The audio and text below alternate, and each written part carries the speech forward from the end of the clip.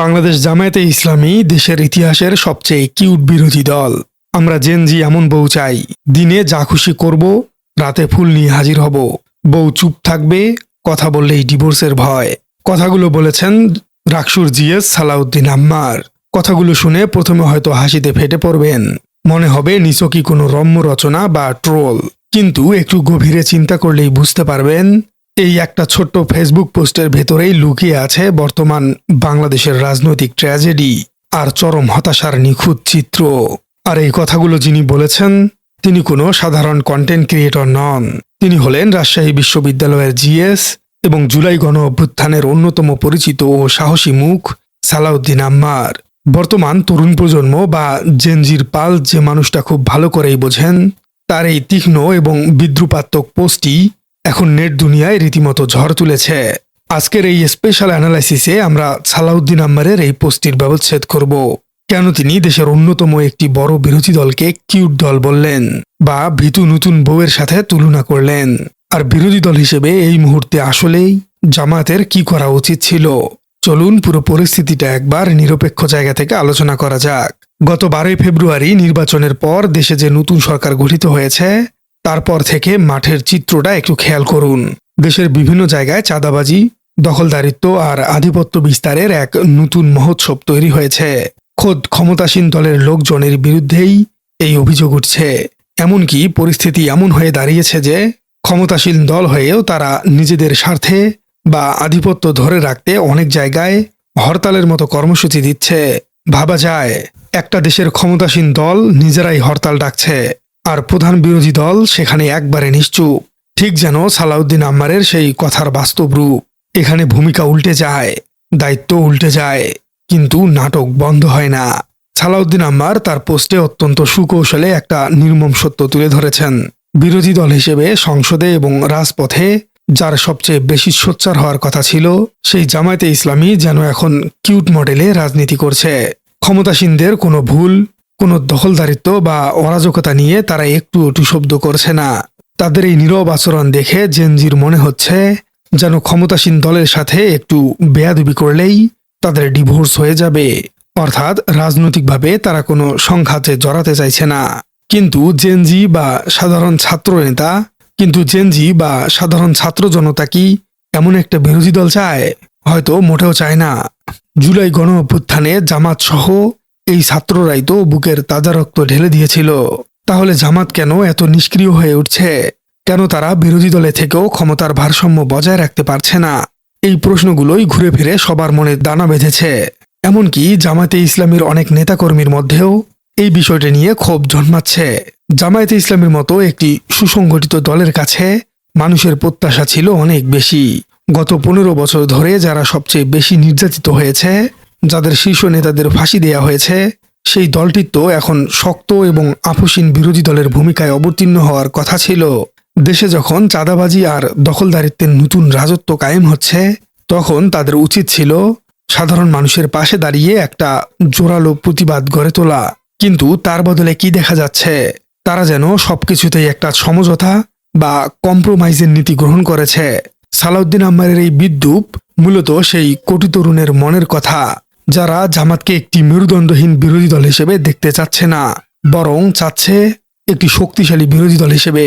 রাজনৈতিক বিশ্লেষকদের মতে জামায়াতে ইসলামী যদি এই কিউট ইমেজ থেকে বেরিয়ে এসে এখনই একটি শক্তিশালী ও আগ্রাসী বিরোধী দলের ভূমিকা পালন না করে, তবে আগামী দিনে তারা জেনজি এবং সাধারণ মানুষের আস্থা পুরোপুরি হারিয়ে ফেলবে। রাজনীতিতে ভালো মানুষ সাজার চেয়ে কার্যকর হওয়াটা বেশি জরুরি। সালাউদ্দিন আম্মার শুধু একটি নাম নয়, তিনি বর্তমান প্রজন্মের অর্থাৎ জেনজির ক্ষোভ এবং হতাশার একটা বড় কণ্ঠস্বর।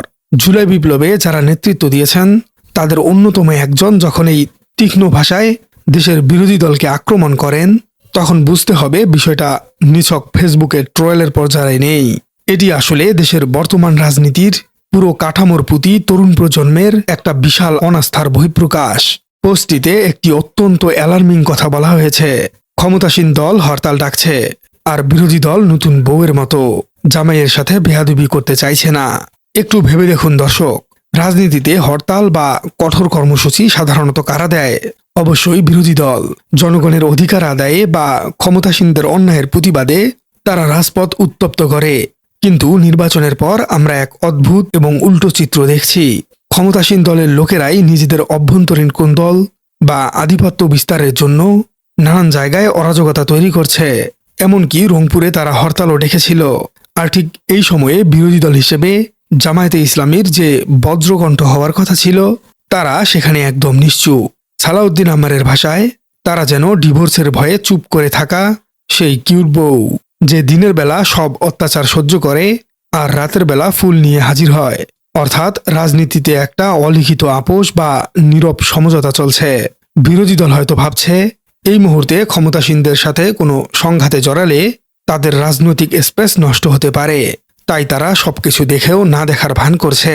কিন্তু রাজনৈতিক বিশ্লেষকরা এবং সাধারণ মানুষ এই পরিস্থিতিকে কিভাবে দেখছেন? জুলাই গণ অভ্যুত্থান কোনো সাধারণ ক্ষমতার পালাবদল ছিল না। হাজারো ছাত্র জনতা রক্ত দিয়ে একটা ফেসিবাদী ব্যবস্থার পতন ঘটিয়েছে। তাদের স্বপ্ন ছিল নতুন বাংলাদেশে আর কেউ যেন স্বৈরাচার হয়ে উঠতে না পারে। আর এই স্বৈরাচার ঠেকানোর একমাত্র উপায় হলো সংসদে এবং রাজপথে একটি শক্তিশালী আগ্রাসী এবং আপোষহীন বিরোধী দল থাকা, যারা ক্ষমতাসীনদের চোখের দিকে তাকিয়ে ভুলগুলো ধরিয়ে দিবে, চাঁদাবাজি, দখলদারিত্ব বা দলীয়করণের বিরুদ্ধে সবার আগে মাঠে নামবে।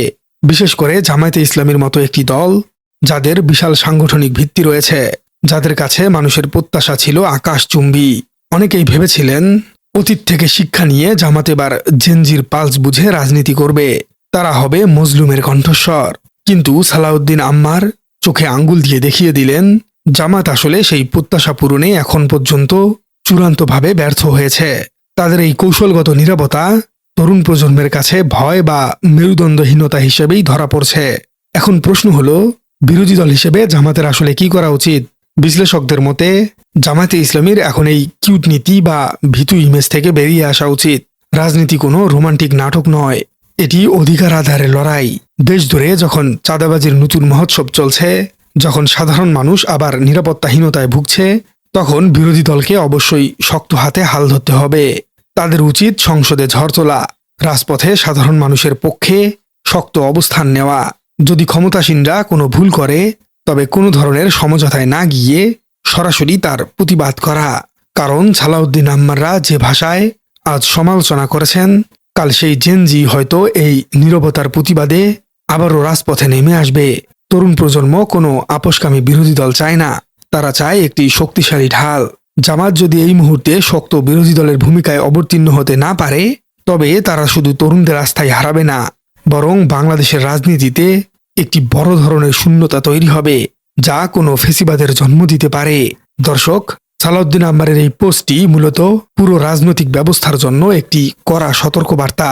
এখন দেখার বিষয়, জামায়াতে ইসলামী এই সমালোচনা থেকে শিক্ষা নিয়ে নিজেদের কৌশল পরিবর্তন করে কিনা, নাকি তারা সেই কিউট বিরোধী দল হয়েই থাকবে। প্রিয় দর্শক, আপনার কি মনে হয়, জেনজিদের এই ক্ষোভ কি যৌক্তিক? জামাতের কি এখনই শক্ত বিরোধী দলের ভূমিকায় মাঠে নামা উচিত? কমেন্টে জানিয়ে দিন আপনার মূল্যবান মতামত। আর আপনার রাজনীতি চ্যানেলে নতুন হয়ে থাকলে চ্যানেলটি সাবস্ক্রাইব করার অনুরোধ থাকলো। দেখা হচ্ছে পরবর্তী কোনো ভিডিওতে।